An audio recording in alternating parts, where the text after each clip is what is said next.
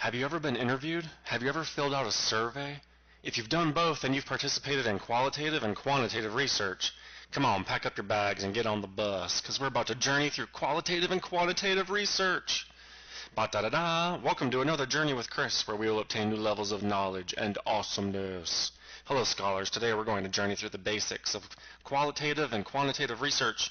On our journey, we're going to compare the characteristics of both kinds of research, including their purpose, research questions, hypothesis, data analysis, and final reports. Let's talk about the purpose of both types of research. The purpose of qualitative research is to explore the meaning of people's experiences, the meaning of people's cultures, the meaning of how people view a particular issue or case, known as a case study. But the purpose of quantitative research is to examine the relationship between variables. Let's define a variable. A variable is a characteristic. We'll talk more about this in just a second. But for this class, we're going to learn about three kinds of variables: independent, dependent, and extraneous. Independent variables are variables or characteristics that are manipulated by the researcher. Dependent variables are characteristics that are impacted by that manipulation of the independent variable.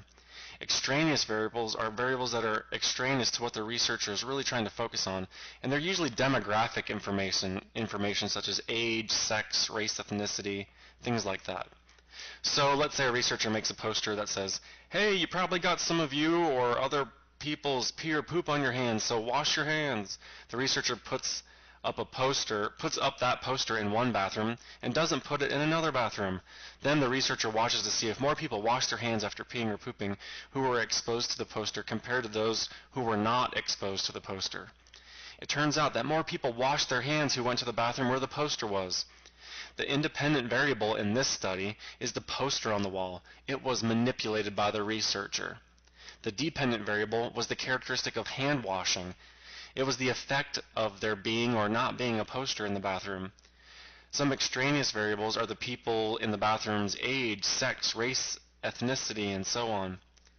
The point of the study was to examine the relationship between these variables.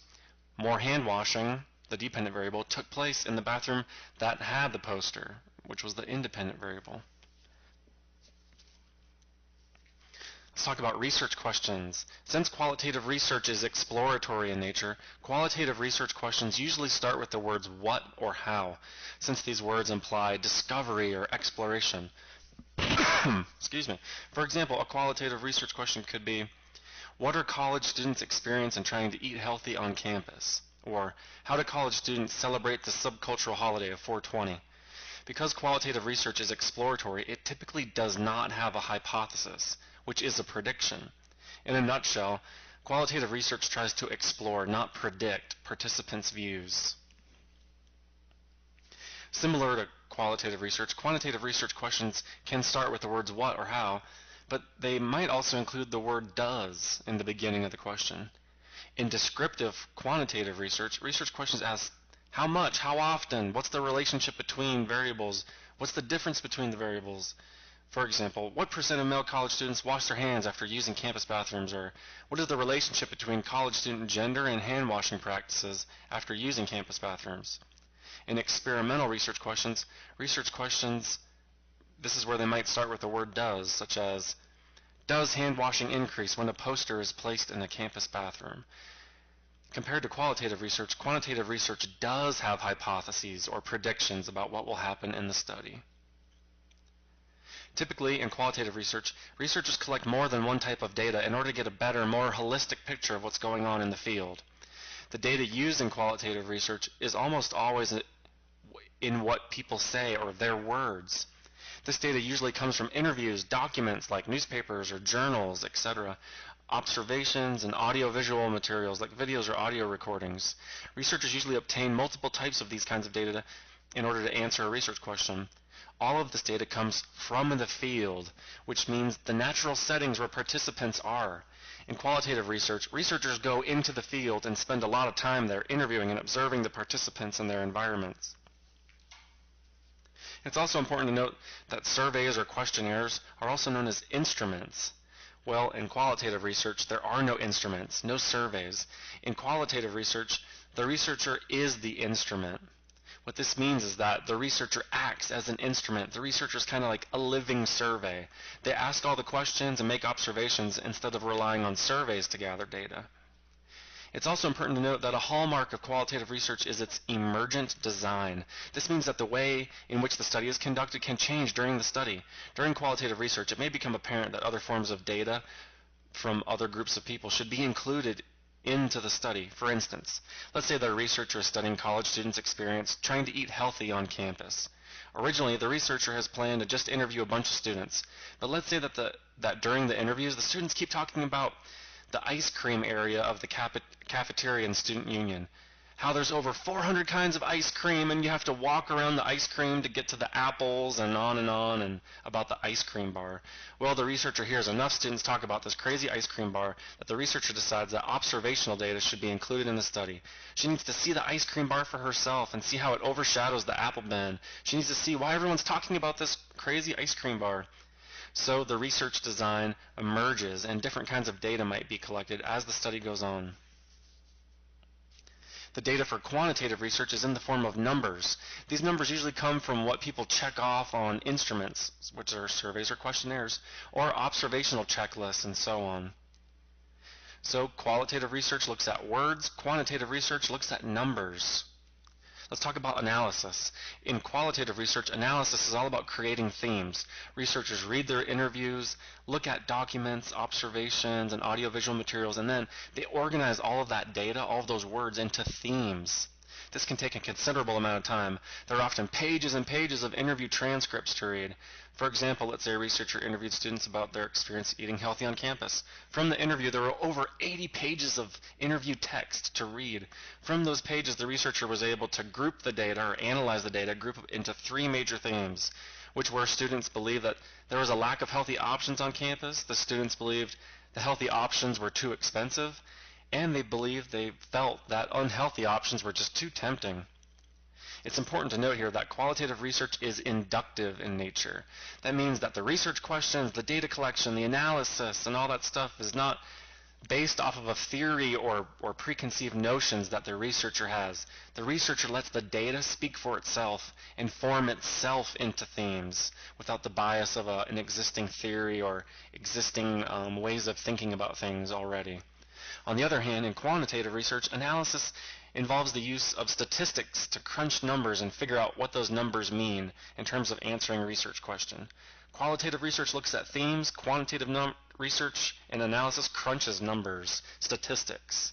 Quantitative research is also usually deductive. It's based from existing theories and information that's already out there to help form research questions and how data is collected and how it's analyzed. Let's talk about the final report. In qualitative research, the final report is usually narrative in nature. The authors will sometimes write in the first person. It's more interpretive, and it contains a lot of writing, and it has direct quotes from participants. The final reports for quantitative research are more rigid in form, and it's more in the form of a statistical report. In conclusion, there are noteworthy differences between qualitative and quantitative research in terms of their purpose, research questions, data analysis, and so on. And this video is just an intro to each style of research. We're going to go into way more depth. Hello everyone, my name is Philip Edu. I'm one of the methodology experts at NCADE, and today I'll be presenting information about writing the methodology chapter in terms of qualitative research. So if you are doing qualitative research, what is expected of you concerning your chapter 3? How should the chapter 3 look like?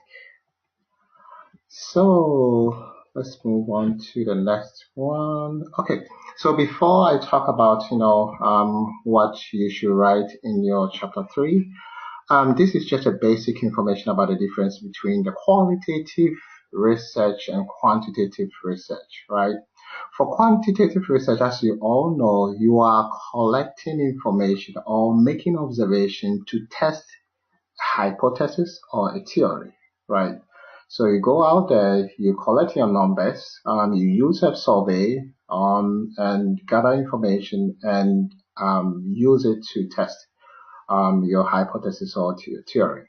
For qualitative study, you are making observation to develop an understanding or develop a theory to better understand a phenomenon, right? So you are going out there to interview participants, to maybe collect documents to analyze. You are collecting words, you are collecting stories to develop theory or develop an explanation or develop a theme or themes to address your research question, right? So these are the basic information or the differences between qualitative and quantitative research.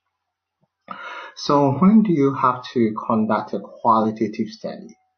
If you want to explore phenomenon case or a situation in a natural environment, right, then, qualitative study or qualitative approach will be the best for you. If you want to explore a complex issue that, you haven't been able to identify specific variables that you have to measure, then you could use a qualitative approach. Maybe you want to explain a process or a human behavior. You can use a qualitative approach. You want to describe an issue using non-numerical data, then you can use qualitative approach. You want to understand a situation, or you want to collect participant stories to retell those stories in a logical and chronological manner, then you could use a qualitative approach. So these are, ways where situations where qualitative approach will be the best for you. So let's move on and talk about, chapter 3. When you are thinking of writing the methodology chapter, there are 4 areas that you have to think about. The specific problem that you want to address in the study, right? We call it a research problem. How do you identify the problem? You go back to the literature, you read a lot, and then you identify a gap in the literature that you want to fill, you want to use your study to fill that gap, right? So you first have to identify your research problem. Then based on the problem, you develop the purpose. The purpose is all about what exactly you're going to do in the study. What action or what goal do you want to achieve in the study, right? And based on the purpose, you develop research questions that is consistent with the purpose of your study to help you gather information to address those questions, right? And you also have to think about the data. What kind of data do you want to collect? Who are you going to collect the data from? Like, the source of the data, right? So these are the 4 areas that you have to start thinking about when you want to write your chapter 3. The problem, the purpose, the research question, and the kind of data, and how you're going to collect the data, what methodology are you going to use to collect those information. And then, another thing that you have to think about is, what is the purpose of writing chapter 3? Chapter 3 is all about telling your readers or your audience about the decisions and actions that you are taking in the study, or you have already taken in your study, right? What action that you have taken? What is the rationale? Why did you take those actions or decisions? And then how the process, the implementation. This is more of like the procedure. How are you going to do things, right? So one example is what research approach did you take, or research approach did you choose, right? Maybe you chose a phenomenological approach, right? And then people want to know, why did you choose phenomenological approach? So you have to give a reason why you think phenomenological approach is the best approach for you to collect rich information to address your research question that you have. And then using a phenomenological approach, what is the procedure? What are the actions that you're going to take? How are you going to collect your data from participants? What are the actions participants are going to take? Right. Who are you going to take the information from, right? So always think about these three things as you try to um, um, think about or try to write your chapter 3. So there are a lot of components in chapter 3, but because of time, we're going to focus on the main components, right? So in chapter 3, you are expected to state your research question. You are expected to describe your research design. You are expected to describe your background, beliefs, and biases. I'll talk about that. And you're expected to talk about the population, the participant, and sampling strategy that you have to use. People want you to talk about the procedure, the data processing, which is all about how you're going to analyze the data, and also the quality assurance in terms of how are you going to ensure that your information that you're collecting from participants is the right information and is going to address your research question that you have. And another thing, how do you ensure that your information or the findings can be transferred from one situation to another situation, similar situation, right? So we're going to also talk about the quality assurance. Before I continue, do you have any question? If you have a question, you can type it in, or you can, unmute yourself and ask, and I'll be happy to address it before we start the main presentation.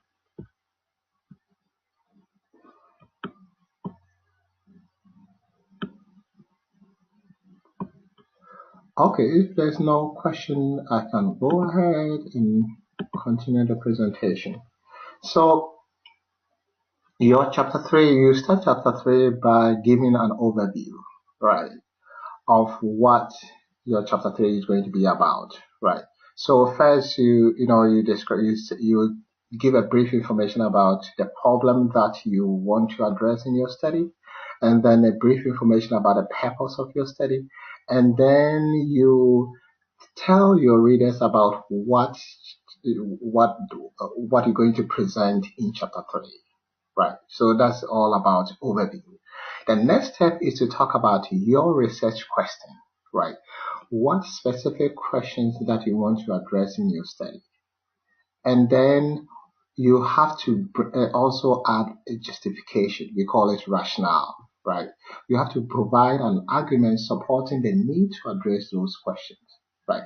So you are going to just give a brief information based on your chapter 2. Chapter 2 is all about what? Literature review. Based on the literature review, why do you think you need to answer these questions, right? You can say that based on the literature review, there have been research done in this and that. Because of that, this is the reason why there's a need for us to address this question, right? So you are using existing literature to justify the need to address those questions, right?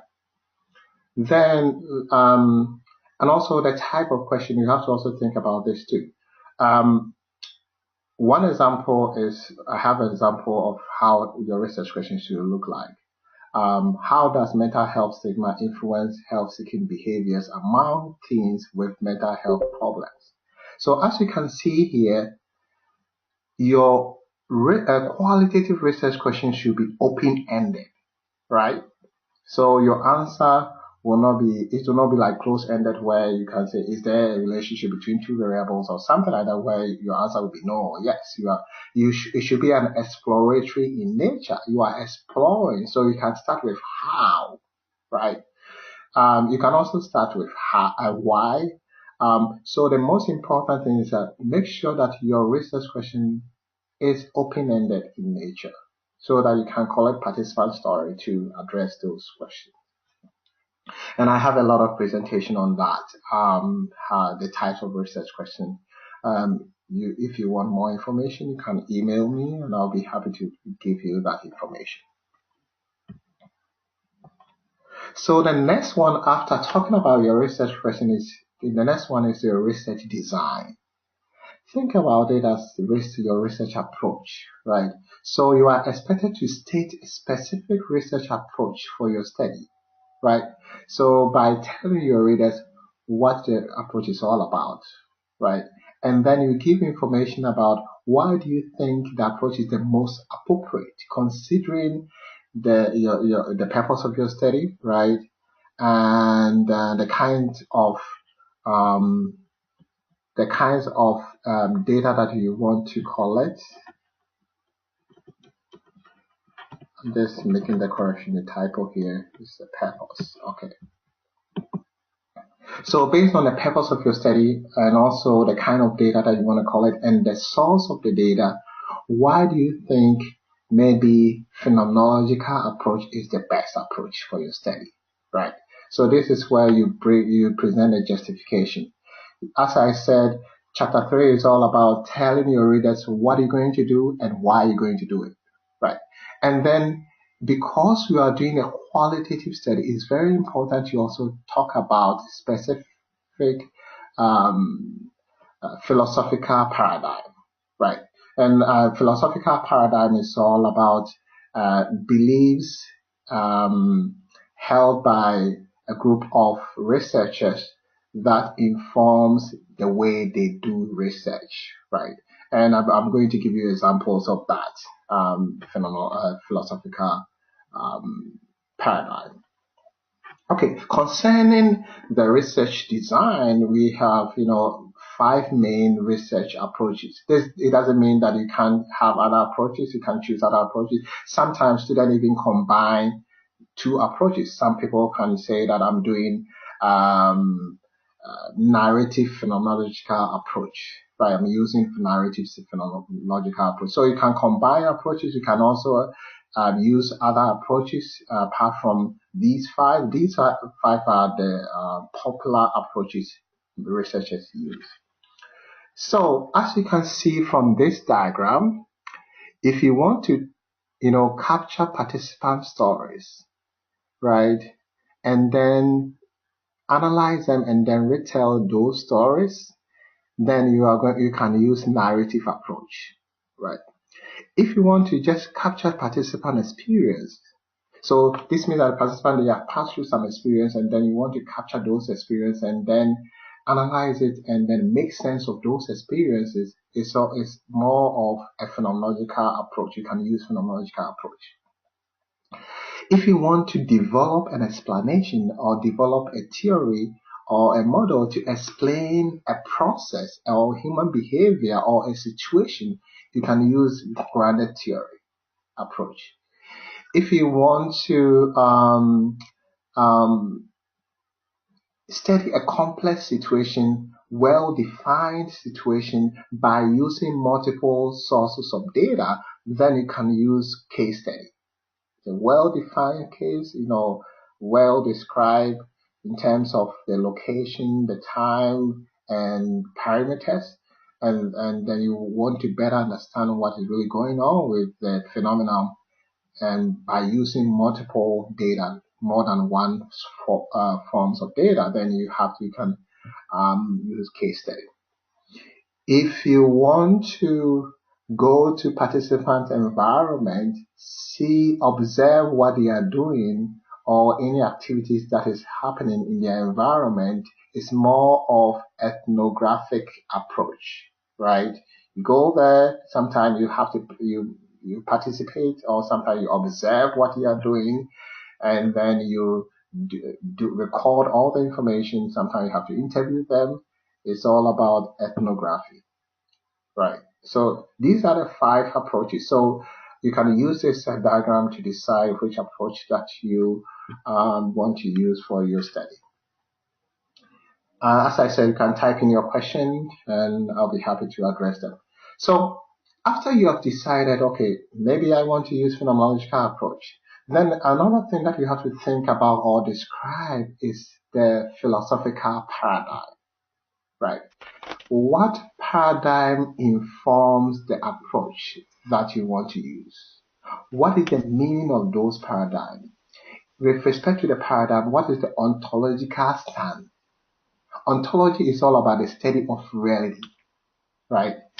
What is the epistemological stance? The study of knowledge, right? What is the axiological stance? The study of value, right? So first you choose a philosophical paradigm, right? And then you describe what the philosophical paradigm is all about. And then you talk about these three stands: ontological stand, epistemological stand, and axiological stands. And I'm going to give you brief examples of that. So it sometimes takes a little while to grasp this information, but it's very important as a qualitative researcher to do this, to present this information, to let your audience know about this information, your paradigm or your philosophy in terms of how you see things and how you going to do the research.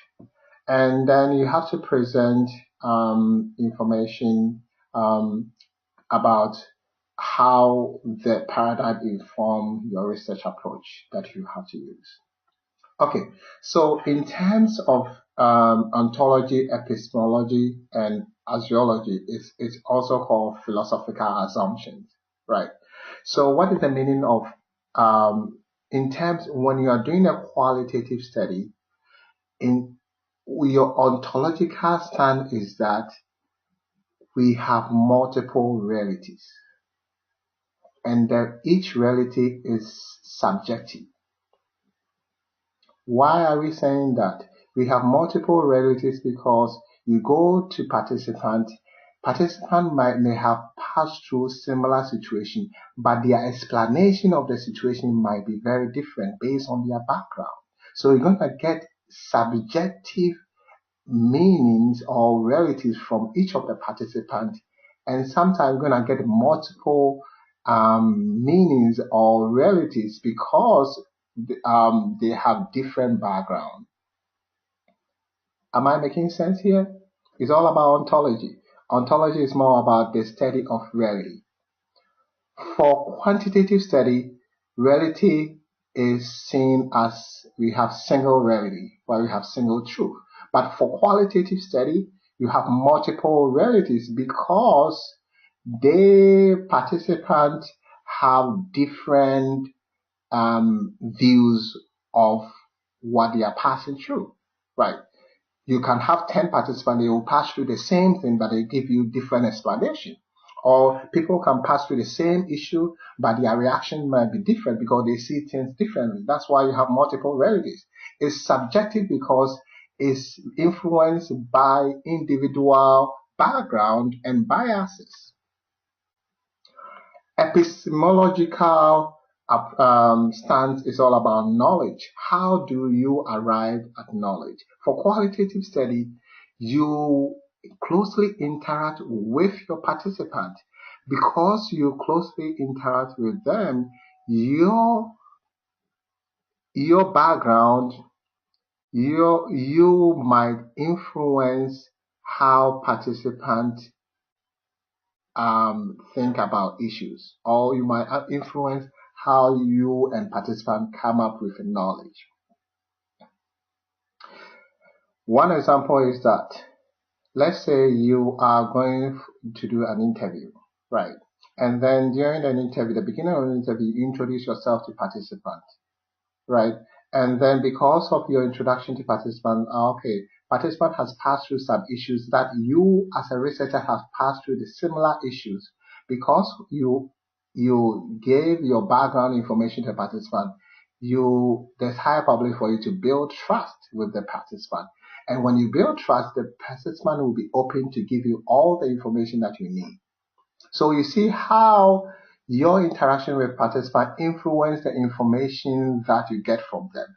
It's very different from when a researcher find it very difficult to identify him or herself with the participant. There's high probability that participant will not trust you, and because of that, the information that you're going to collect from participant might not be accurate because or might be limited because they don't trust you as a researcher. So you see how your background, your experience can influence what information that you are collecting from or what kind of information that is generated through the interaction you have with your participant. So in a qualitative study, that's why you always have to see yourself as an instrument, because you influence the information that comes to you. Am I making sense? I'm hoping that I'm not confusing you. Okay, let's talk about the last part. Axiology is all about value. I think we talk about background and beliefs. Value always, in qualitative study, to better understand people's experience, you have to know the context. You have to know their background. You have to know their values. You have to know what they believe in so that you'll be able to understand. So the values and beliefs of participants and all, even you as a researcher, influence the actions or your understanding of the issues that you want to study. Right? So in qualitative study, you cannot remove beliefs and values of both participants and researchers when you want to understand a phenomenon. So these are the basic information you have to know as you are doing the research, because if you don't have this basic information, qualitative research will be like a quantitative study. Quantitative study, there's a separation between you as a researcher and the participants, so that your action will not influence participant responses. One example is that you give a survey, participant might not even know who you are as a researcher. So you have you don't have a close connection with the participants. So there's a separation, and that's why sometimes quantitative researchers think about their study as objectivity. Our study, sometimes they think about us as what? Subjective in nature, because your personal experiences can influence the information you are collecting from participants. And participant personal experiences can also influence the information that the person is giving you. Right. So let me take a little break here and see whether I'm making sense before I continue. So what do you think? Any question for me? If I'm making sense, you can say, you can type yes for me to know whether I'm on track. Or if you have a question, I'll be happy to address them for you.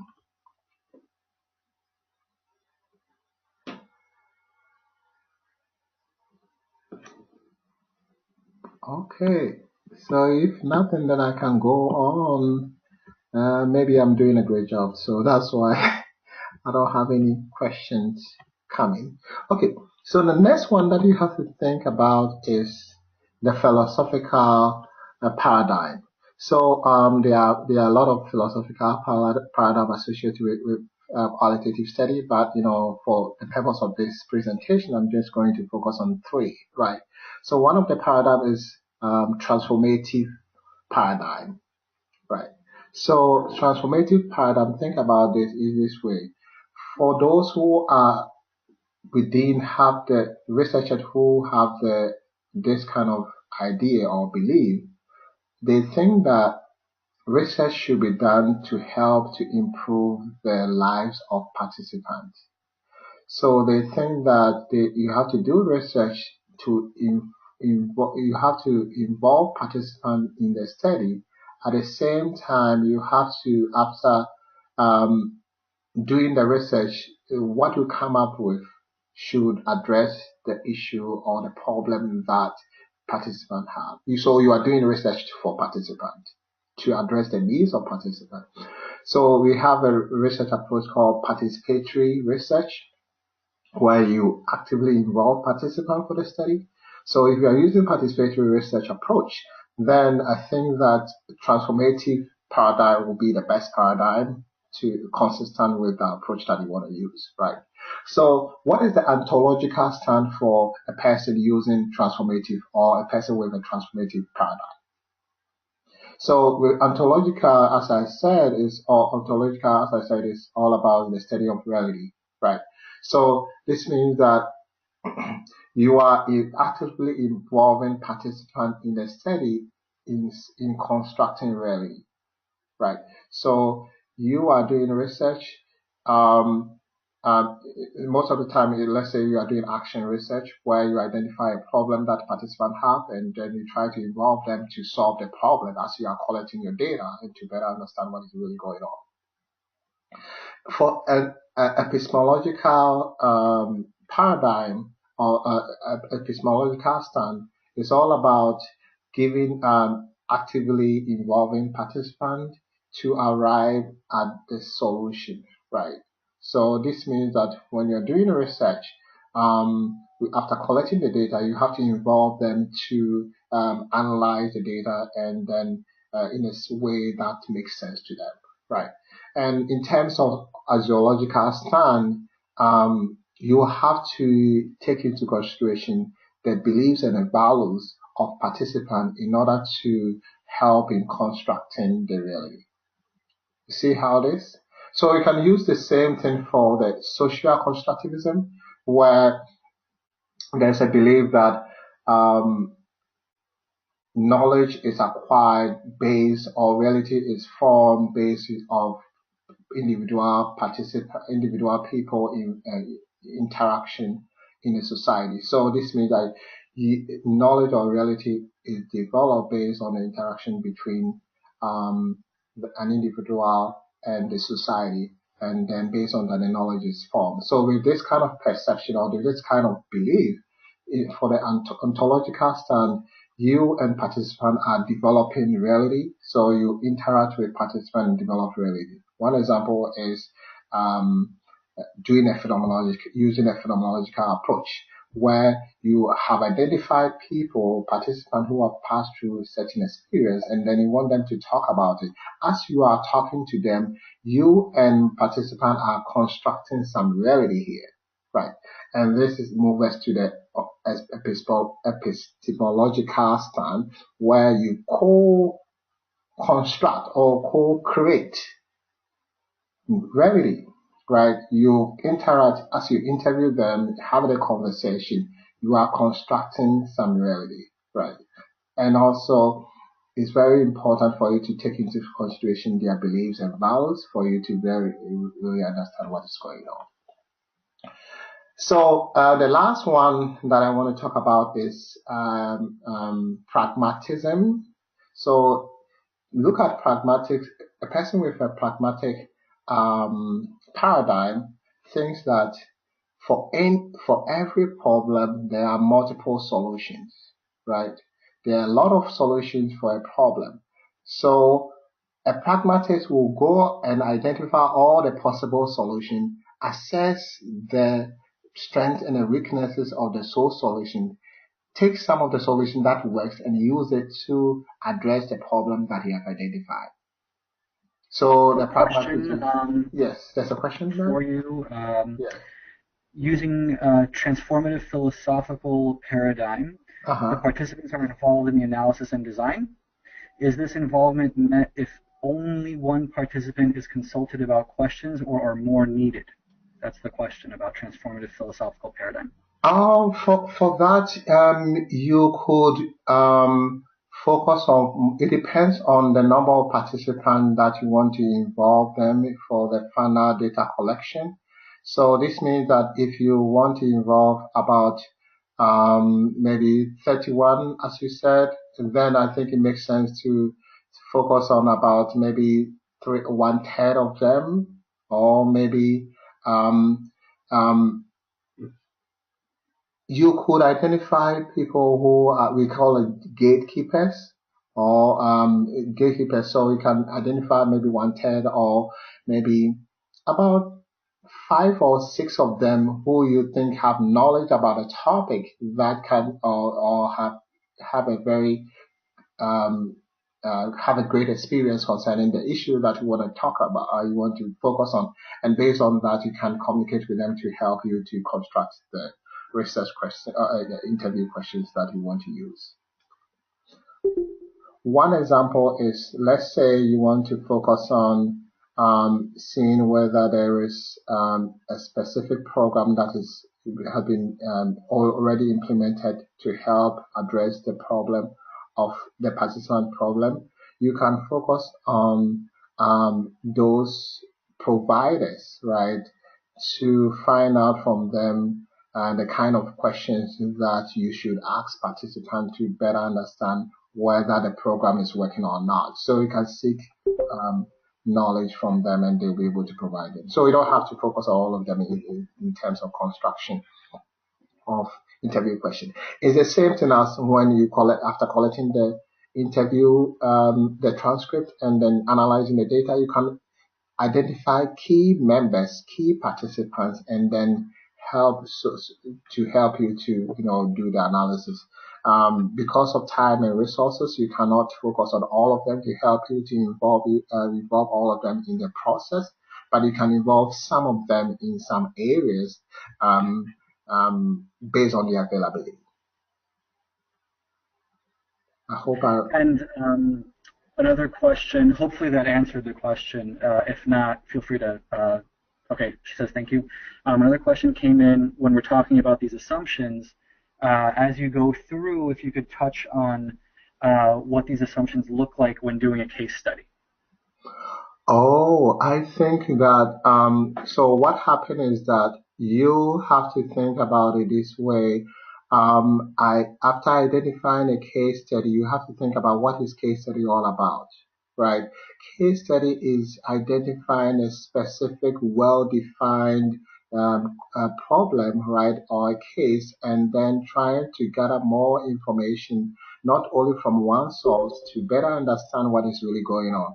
So in this case, pragmatism will be the best philosophical paradigm to inform case study, because what will happen is that you are collecting more than one source of data. Pragmatism also focuses on identifying solutions that best help you to understand or address the problem. So you are not only focused on one solution. That's why I like what I like about pragmatism. So look at the meaning of the philosophical paradigm and also look at the essence of the approach that you have chosen, and based on that you'll be able to identify the consistency and then choose the one that will best inform your approach. Okay, so another thing that you have to think about is, the reason why I'm spending a lot of time here is that when we review your chapter 3, most of the time I can see that most students, they don't present information about philosophical issues and also the researcher's background and beliefs. And that's very important for qualitative study. For quantitative study, you don't have to talk about your beliefs and background, because we have an assumption that you are separated from the information that you are studying or the issue that you are studying. So there's your bias or background doesn't influence or the information that you are studying. So when you're doing qualitative, because you are instrument, your background information influences the information that you are collecting from participants. Every decision that you make is influenced by your experience and your background and your bias and your beliefs. So in your chapter 3, there should be a section called Participant Background, Beliefs, and Biases. This is where you describe to your readers what your beliefs are, how you became interested in the topic.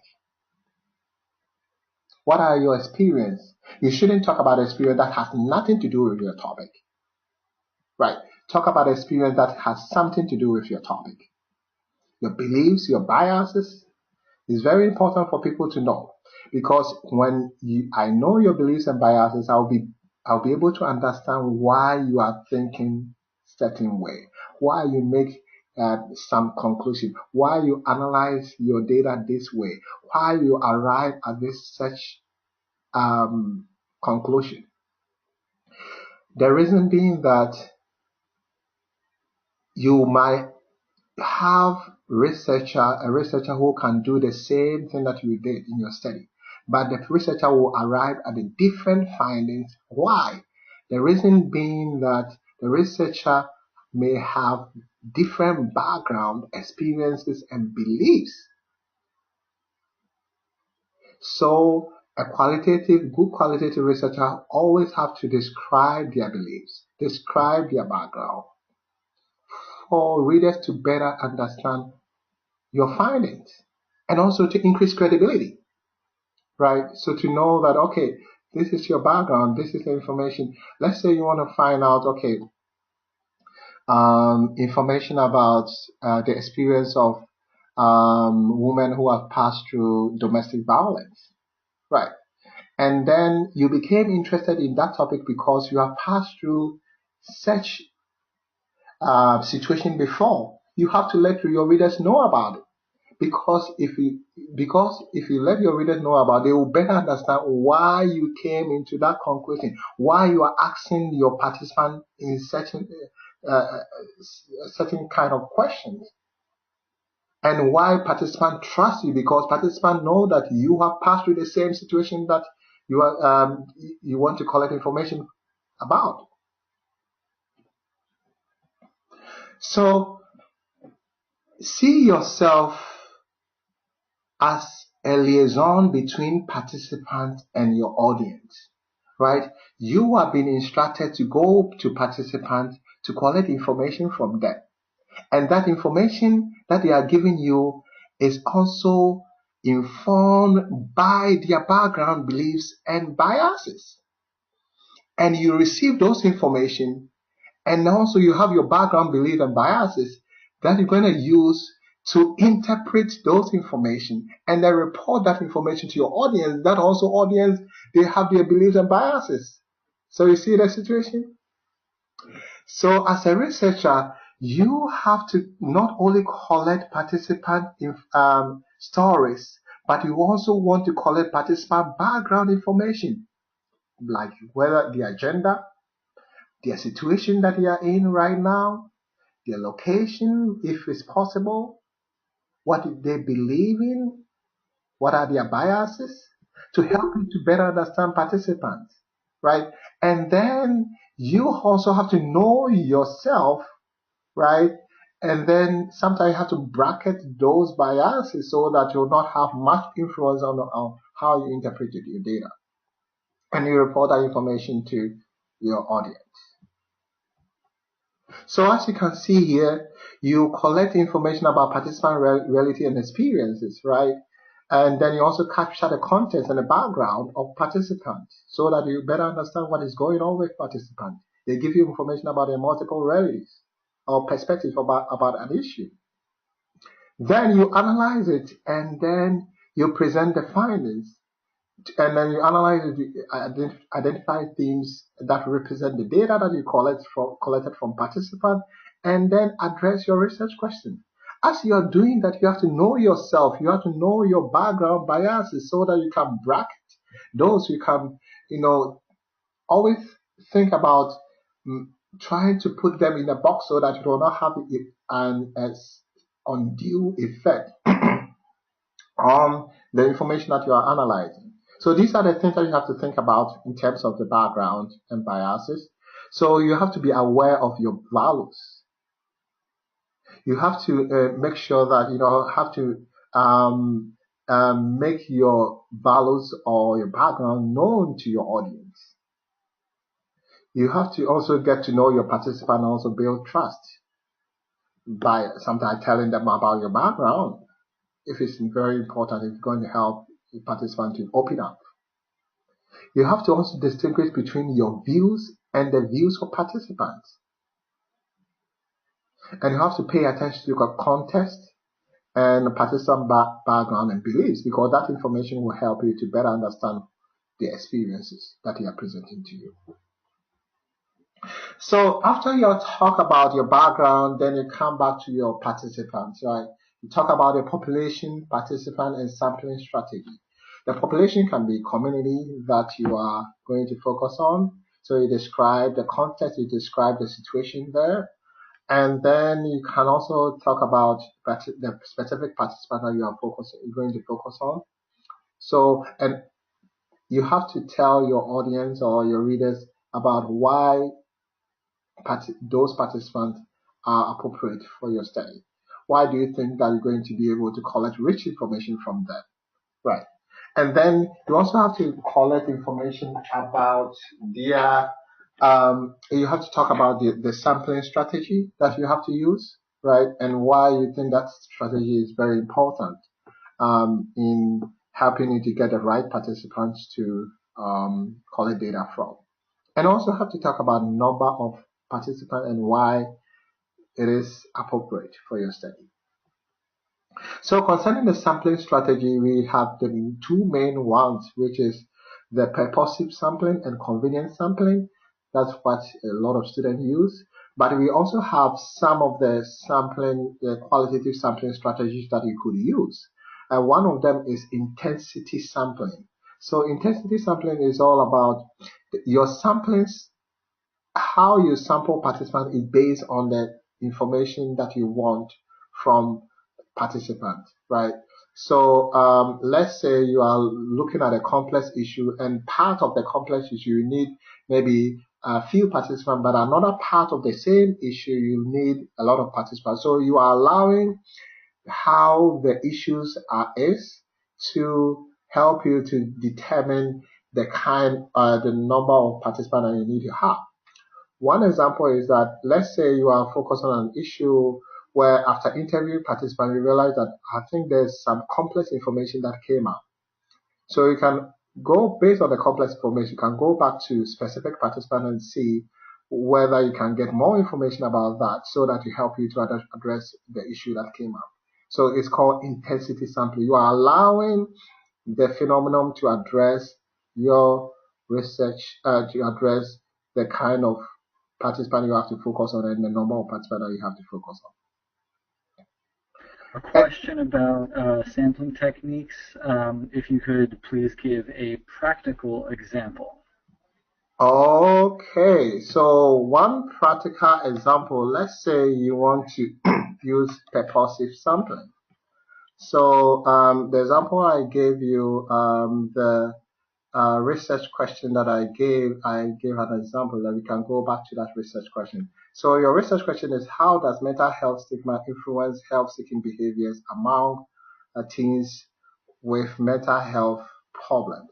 So based on this research question, we want to identify teens with mental health problems, right? So we also have to think about a location, maybe a specific community. So you identify the location, then you could look into maybe is there any kind of organization that focus on helping the youth with mental health problem. If there's any organization, you can contact them, and then they will help you to identify things that meet your criteria, right? So it's a purposive sampling because you are purposefully seeking for participants who meet the purpose of your study, right? So you look at the participant and say, okay, the organization will identify participants who have mental health issues, and then based on that, you can identify if they accept to be part of your study, then you can interview them, and then after interviewing them, you interview them about their health-seeking behavior, right? That's purposive sampling. Convenience sampling is all about, okay, you are not purposely seeking for them, but based on the availability, right? You want to, so maybe you are not, you go to a community and say, okay, look around and maybe based on, you talk to few people who are gatekeepers in the community, and then they can seek around and help you to identify people who are available who might have mental health issues that you might communicate with, right? So these are some of the examples that I have, and I think that the most important thing is to think about what is the best way of getting access to your participants, right? Is it purposive sampling? Is it criteria sampling? Is it snowballing? Each of the sampling strategy has its own strength and limitation. Sometimes you can combine two sampling strategies. As you can see down here, we have random purposive sampling. This means that you purposefully sample participants and then randomly sample them from the sample that you have gotten, right? So let's say the organization gave you 300 participants. Then you can randomly select maybe 30 participants from 300 and to interview them. So it's called random purposive sampling. So you can combine two sampling strategies for your study. The most important thing is that ask yourself, what is the best way of accessing participants? And what is the best sampling strategy that will help you to do that? Any question?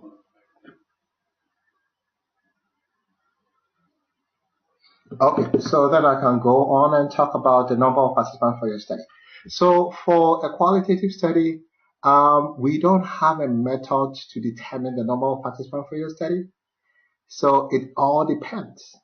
So there are a lot of factors that you have to take into consideration when you are analyzing or you are looking for the number of participants for your study. One way is to, based on the approach chosen, some of the textbooks gives you the range. So for example, phenomenological approach, some of the textbooks says that you can have 2 to 25 participants for your study. If you are using case study, you can have even 1 participant. But the most important thing is that you have to get participants that will help you to get rich information to address your research question, right? So the number sometimes doesn't really matter, but it's very important for you to have adequate number of participants, right? Based on the recommendation by qualitative researchers. Sometimes it's also based on the homogeneity of participants. If the participants you are focusing on have diverse background, then there's a need for you to get more participants for your study because you're going to get diverse issue responses where you need a lot for you to know the kind of information that cut across the participants that you have. So if you have participants with whose background are not diverse, which is homogeneous, then you need few participants because there's a higher probability that they're going to tell you similar responses, going to give you similar responses, and so there's higher probability for you to reach the level of saturation very early in the stage, so you don't need a lot of participants for your study. But I think that always think about this. Ask yourself, how many participants do I need for me to really adequately address the problem that I've identified in the study or I've identified or address the research question? Right. So I think there are questions coming. A question about number 5. If you could give an example for attainability of saturation. Okay, so you could provide a. Okay, so saturation is all about reaching a stage where no new information is being collected. Right. So the same example that I gave about if you are focused on a teen with mental health issues and you ask them to talk about their health-seeking behaviors, right? So you are interviewing them, and then maybe if you reach about the 15th person, and then you realize that they are saying similar things that other people have already said, or they have already they are confirming what has already been said, and then you went to the 16th person and they are saying the same thing, then there's a sense to you that you have reached a level of saturation. You don't need to continue anymore. When you are doing research with limited time and resources like your dissertation, saturation is sometimes difficult to attain, right? Because what if you need 100 participants to reach saturation? As you are interviewing participants, you are having reached a stage where they are repeating themselves, so you have to stop. So what are you going to do? So saturation shouldn't be your ultimate goal for your dissertation, but the most important thing is that are you collecting rich information to help you to address your research question? If you reach the saturation is like a gold standard. If you reach saturation, that will be perfect, right? But maybe because of time and resources, we might not reach the level of saturation. So this is what you can do to reach some level of saturation. If you realize that because of you have limited number of participants for your study, right? What you could do is to spend a lot of time with each participant to adequately address all the interview questions that you have. So if you were to have, let's say, 50 participants for your study, you could spend about maybe 15 minutes for each person or 10 minutes for each person, and then you might reach the level of saturation. But if you have only 5 participants for your study, in order to reach some level of saturation, then you have to spend about maybe 30 to maybe an hour just to really get detailed information from them. So you can reach some level of saturation based on the availability of participants. And then based on the availability, you can decide whether you have to spend a lot of time with each participant or not. Any other question?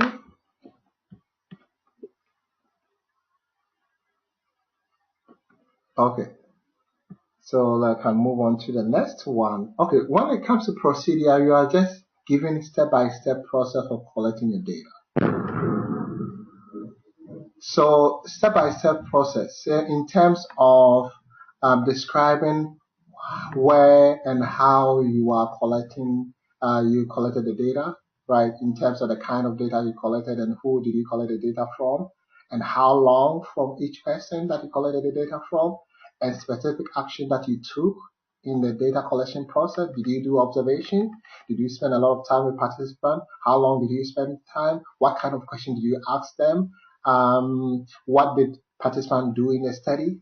And so you are given step-by-step chronological process so that when you give that information, the procedure to somebody, the person can do the same thing that you did. Right, that's all about procedure. Step-by-step detailed information about the data collection process. After you recruited the participant, what happened? Maybe after recruitment, you gave them informed consent, you read the informed consent to them, you allow them to ask questions about the informed consent, and then you allow them to sign, and then you move on to collect demographic information, their gender, their income, and the other information, personal information that will help you to better understand what is going on with the participant. After that, you went to the main interview, asked them about 10 main questions, and then you ask them about follow-up questions too. And then on average, you spend about 30 minutes with each participant. After the interview, you turn the participant, and then you ask them whether they will be available for follow-up interview just in case things happen. And then you finish. You collect your data, you transcribe. This is what people want from you. This is what readers want from you. You want step by step. What did you do? What did the participant do? Right. Procedure. So as I said, we have procedure. This is where you also talk about the data collection strategy that you want to use, right? So there's a difference between research approach and the data collection strategy. The research approach is what I talk about, the 5 approaches. Data collection strategies are the ways that you're going to collect the data. You can do observation, you can do participant observation, you can do document collection, you can do in-depth interview, or focus groups. These are the data collection strategies. For your study, you can choose one of them, or you can choose more than one. Then the characteristics. It can be audio, text, and visual, depending on the kind of information that you want to collect from them. Is a question coming in? Nope. Oh, okay. Perfect. So the next one is data processing. This is where you describe how you're going to analyze your data. Right.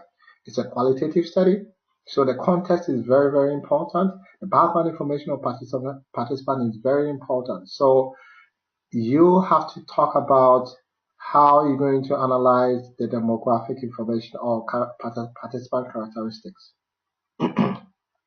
The next one is to talk about the main data that you collected from participants, right? What are you going to do with it?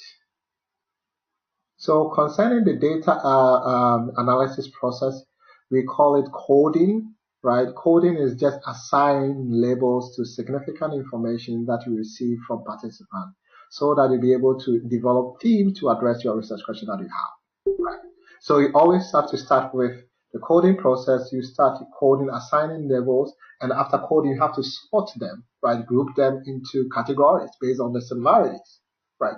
Based on that, you can go further and develop themes that will help you to address your research question.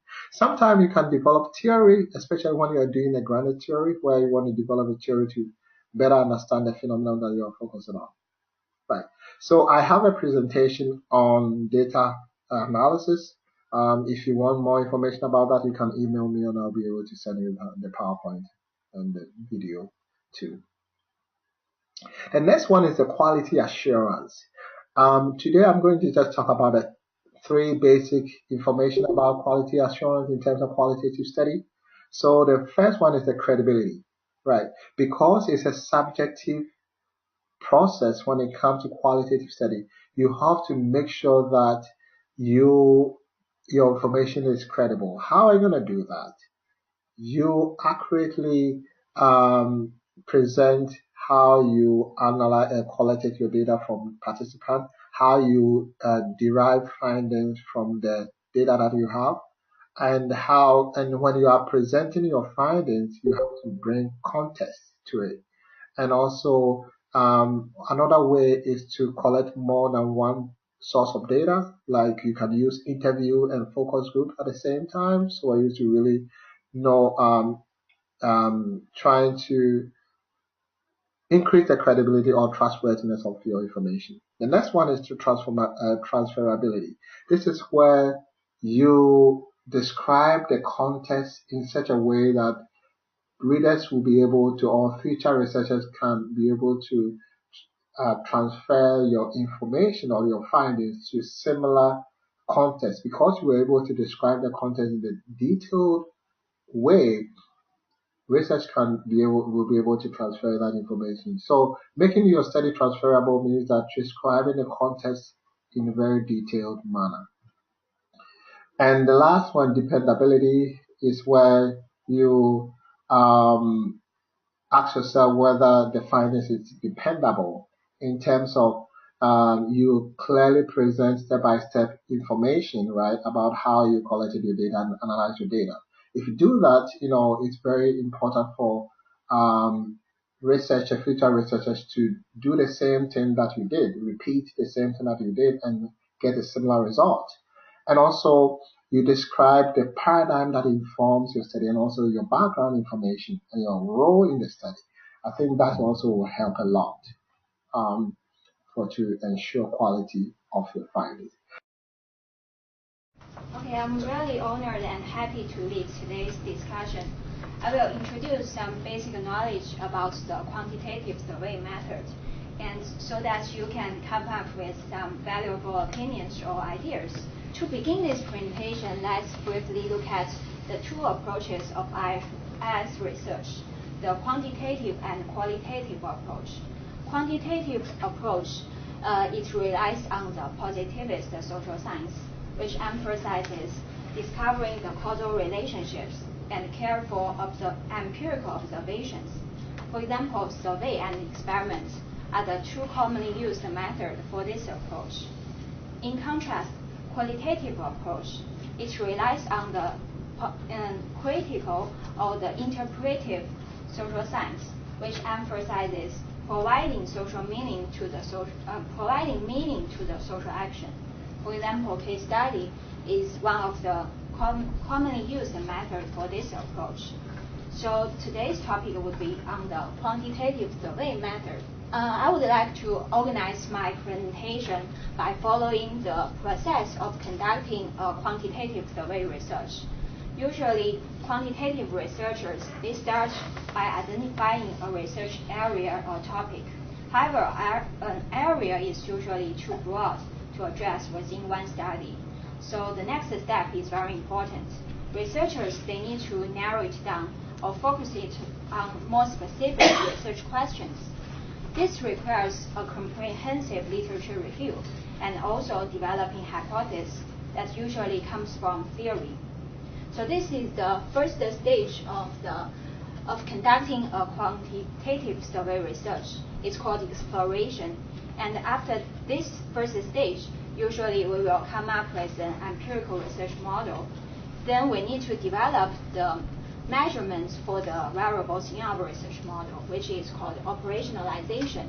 Then we need to design our survey and sampling strategy. And then we can move on to the third stage. It's called execution. In this stage, we will pilot test our questionnaire and also collect data and analyze our data. So after completing these three stages, we will get a publishable work. And today I will focus on the first stage. I will talk about research questions, how to conduct a literature review, and also what is theory. And I will also talk about two very practical issues that as researchers often face, which are what is a good research model and what constitutes our theoretical contribution. Researchers often start by asking ourselves, what is a valuable research question? The answer is very simple, contribution. By answering this research question, we need to provide our audiences both academic contribution and also practical contribution. So this is the very general principle of a valuable research question.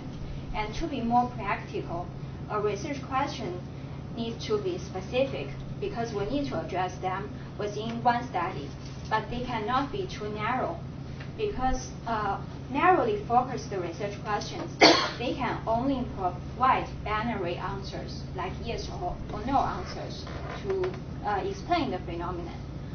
And this is not very useful and not very interesting because usually the real world is very complex. So we need to have detailed answers to explain the phenomenon. And also because usually broad research questions, they can attract a larger number of audiences. So when we are evaluating our research questions, we need to have research questions that should be specific but not too narrow.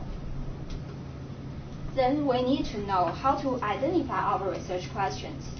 Usually they come from industry needs and literature review. We can observe what are the interests of the practitioners, what are the issues that in industries that need to be solved. And with this initial understanding, we can further have literature review to refine our understanding of the industry needs. So this is an iterative process. Then let's talk about how to conduct a literature review. Usually, quantitative researchers can browse through each journal or search with each keyword. And then the reviewed articles can be summarized in a form of a table, including the key variables, the definition of these variables, and also the theories used in prior literature, and also some key findings from the literature. With this table, it's much easier for us to identify the research gaps in prior literature.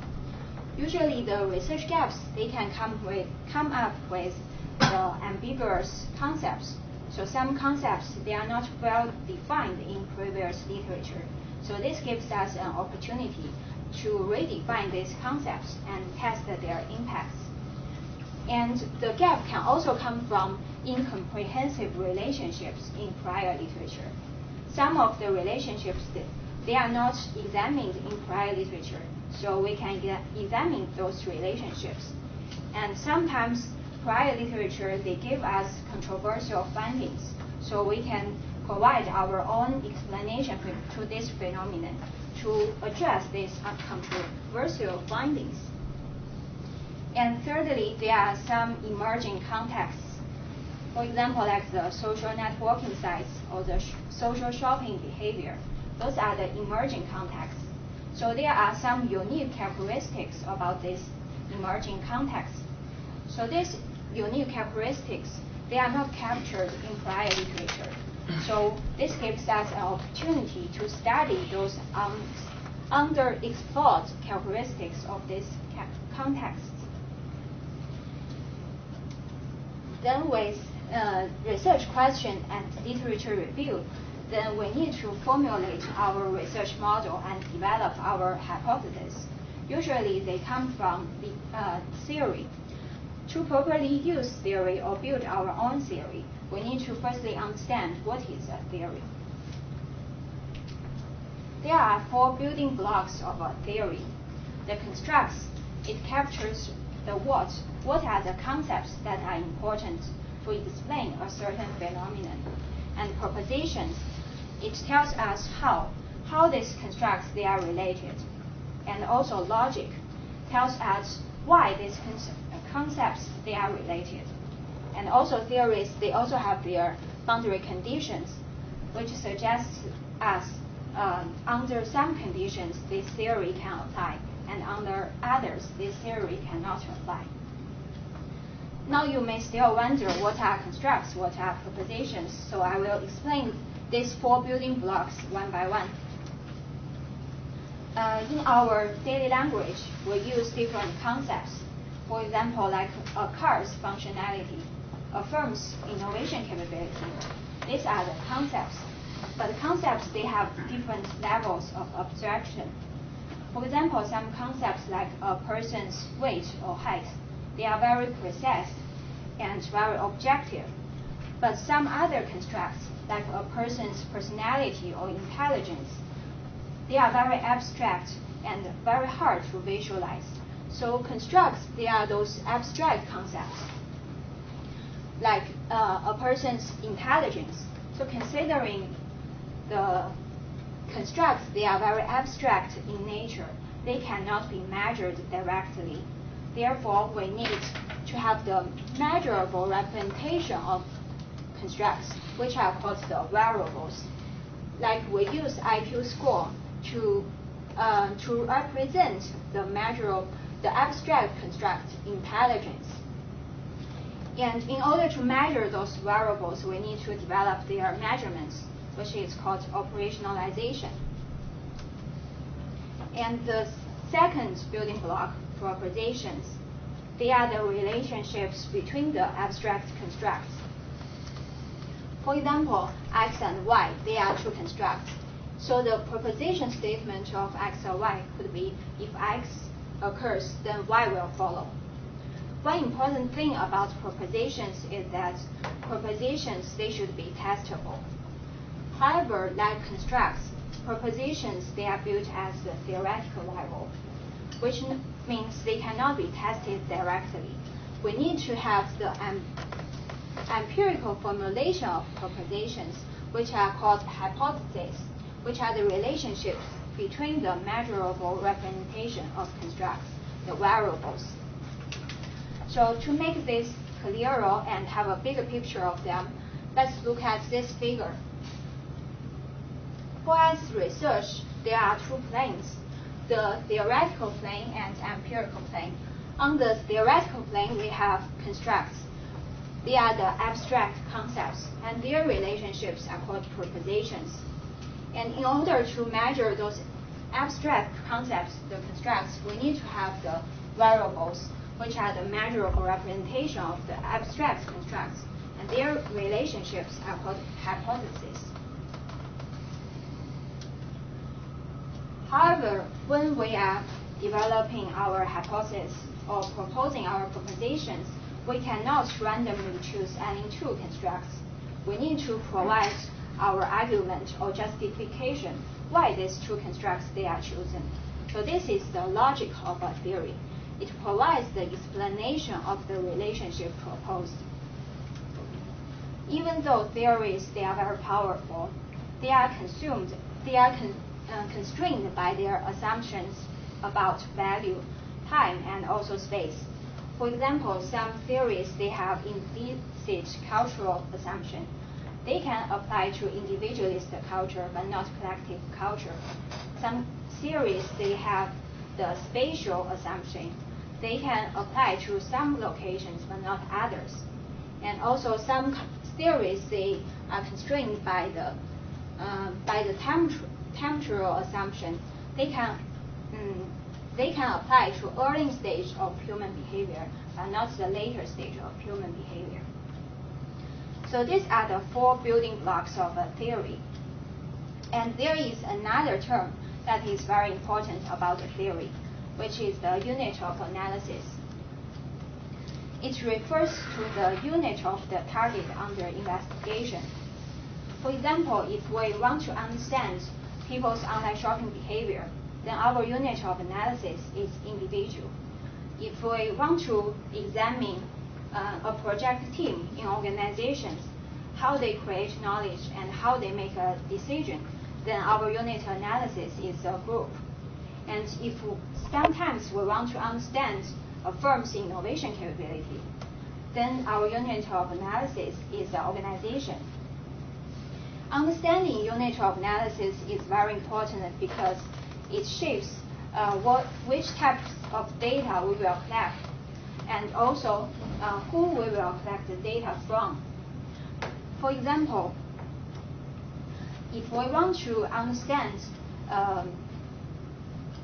why some web pages they are more attractive than other web pages, then our unit of analysis would be the web page rather than the users of the web pages. So if we want to collect the data, then we need to collect the data from the web pages. We need to have content analysis of the web pages rather than survey the users of the web pages. If we want to understand a firm's behavior, then we need to collect firm level data like the revenue or its size. Or we can also survey the CEOs of the firms, because CEOs, they are presumed to represent their firms rather than themselves. So these are the important terms about a theory. Then let's look at an example of theory, the theory of planned behavior, which is a very generalized theory to explain individuals' behavior. For this theory, the constructs would be attitude towards the behavior and also intention behavior. These are all the constructs for this theory. And the proposition would be the individual's attitude towards the behavior is positively related to their intention that they are willing to perform the behavior. The logic behind the proposition would be individuals' behavior is shaped by their cognitive thinking and also social pressures. And this theory it also have its boundary condition. This theory can only apply to rational people, because irrational people, they don't consider before they behave. So this theory cannot be applied to explain irrational people's behavior. And the unit analysis is individual level because it explains the individual's behavior, how they behave. Now, after the first stage of conducting a quantitative research, we will come up with a research model. Considering we are talking about survey method today, so usually we need to collect data to test our research model. Therefore, our research model is at the empirical level. It's a set of hypotheses that's used to explain a certain phenomenon.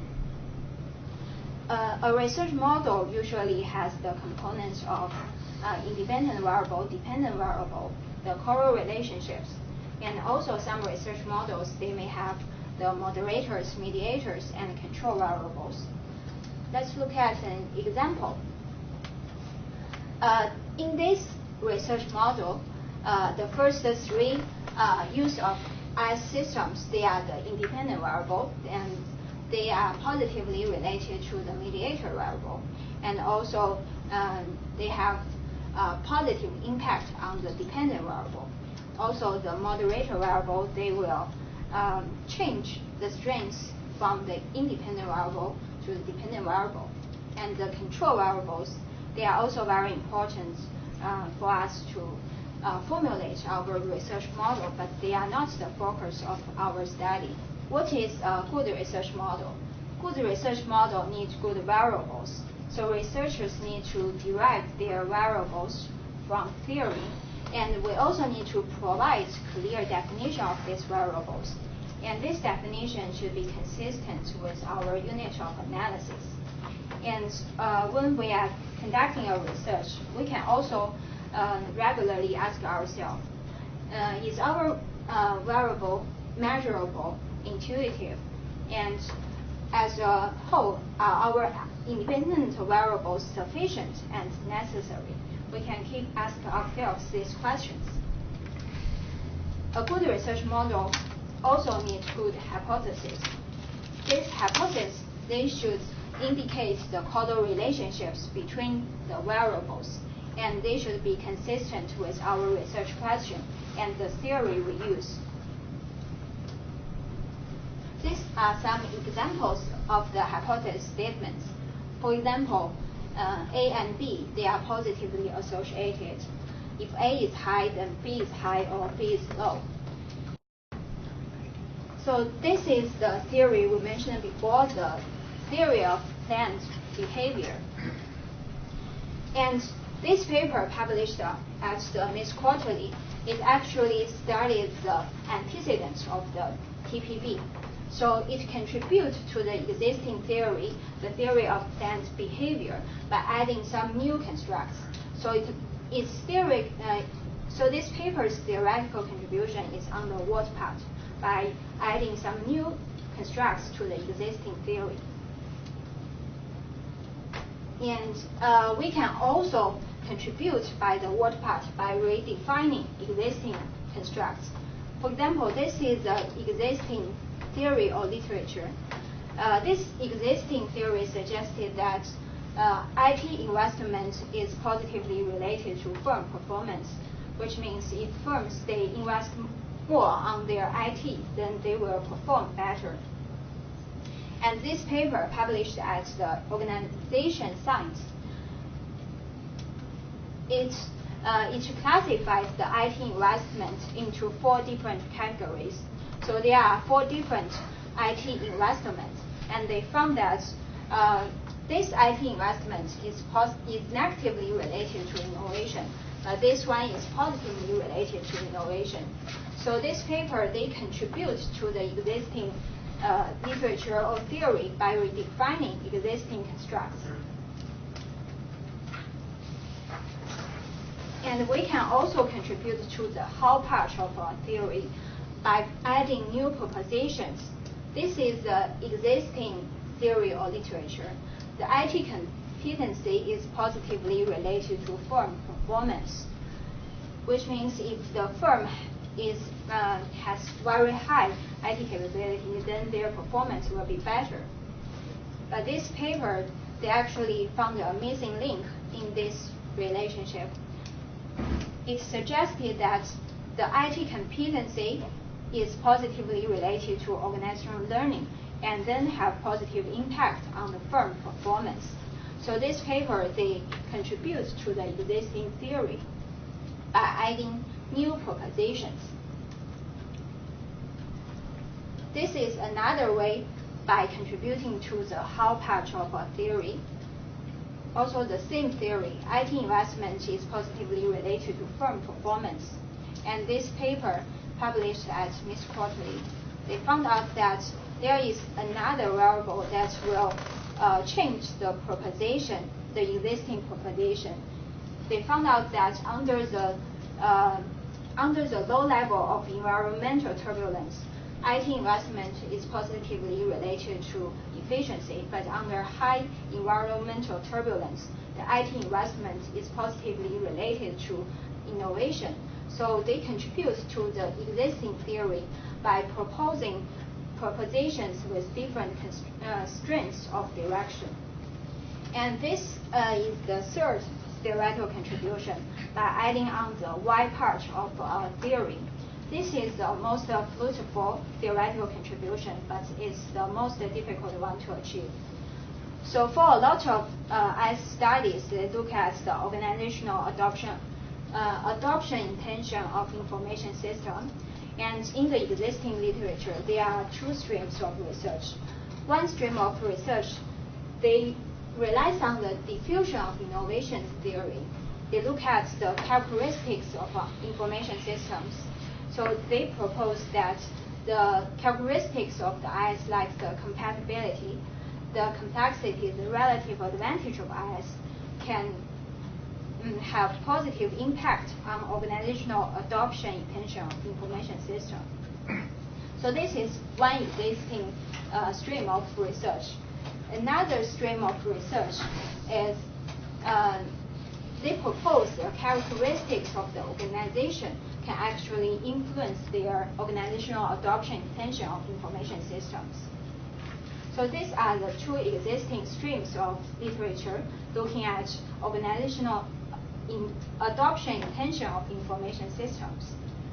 And this paper is published at Ms. Quali. It actually contributes to the existing theory by proposing a new logic or new perspective. It looks at the theoretical institutional theory by suggesting that the characteristics of the institutionalized environment, these are the characteristics that actually can predict organizational adoption intention of information systems.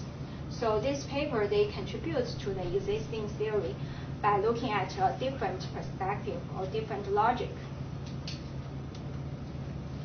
And also, we can contribute to existing theory by extending the existing theory to a different condition or different context.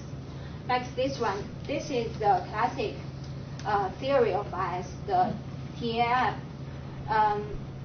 The perceived usefulness and perceived use, they are positively related to users' intention to use the system. And this paper, they actually extend the existing theory by applying it to three different cultures. And they found that the TAM model actually applied to Switzerland and US, but not Japan. So this paper, they contribute to the existing theory by extending it to a different context. So these are the theoretical contributions we should generate by working on our research.